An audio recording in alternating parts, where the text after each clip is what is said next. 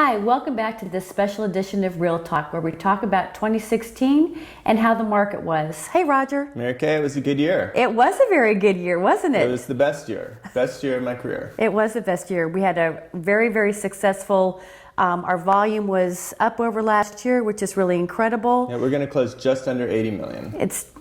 We're very, very lucky.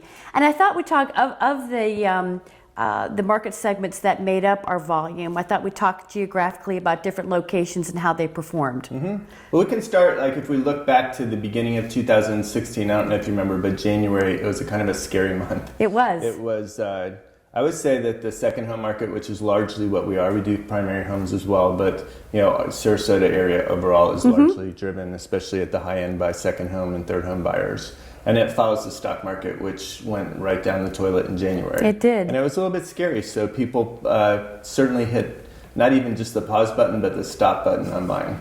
So we started to see inventory build up a little bit because we weren't having people buy them.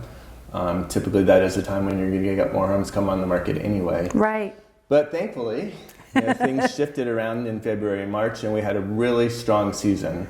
And we saw that really across the board. We had quite a few high-end sales, which was really nice. We saw, if you look to kind of some specific areas, Casey Key as a market, not that strong this year.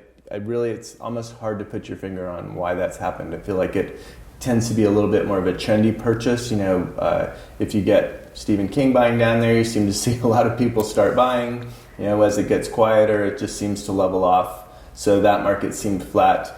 Siesta Key for us did well in the off season.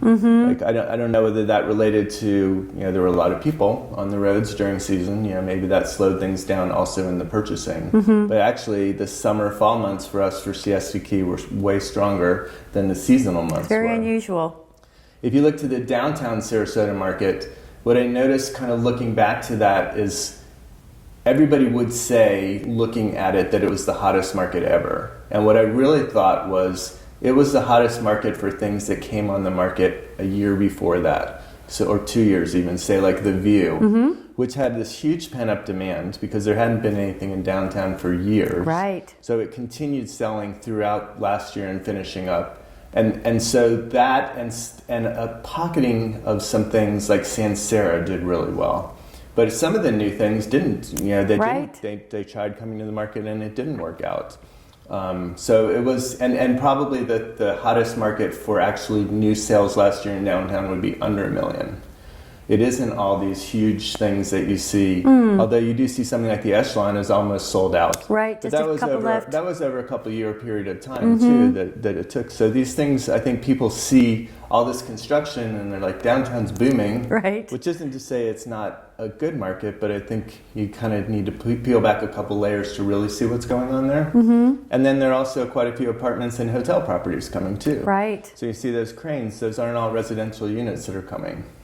Now we're looking forward to seeing some more projects coming on, things like the Quay being talked about. So there's, we're going to be talking about downtown for more quite to some come. time. Absolutely. So if you look to like the St. Armand's market, that was very strong. Bird Key, very strong. Very. Bird Key and Harbor Acres, like the two hottest markets for sure of the year, with Harbor Acres being the strongest. We had 3 big sales in Harbor Acres. Right.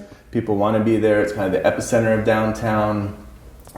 Same with Bird Key, offering a real residential feel. People like that neighborhood feel. They like as few bridges to downtown as they can get. So that's been popular too.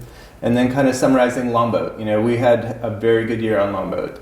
It was mixed. So we had a couple big beachfront sales, but those numbers are nothing like what you would see in a Naples market, say. And I always come back to that. The value in our area has still so much longer to go. So if you go back to my original premise of the stock market is the leading indicator for our market, we're at almost 20,000 in the Dow now. So those are record highs for the Dow, but we're nowhere near even our 2005 highs that we were at for properties on Longboat, especially beachfront, some Bird Key, maybe Harbor Acres is hitting those highs. I feel like we still have a lot of value to make up. So I think 2016 was a great year. Right. Thanks so much for joining us on this year-end recap on Real Talk. We'll look forward to seeing you next time.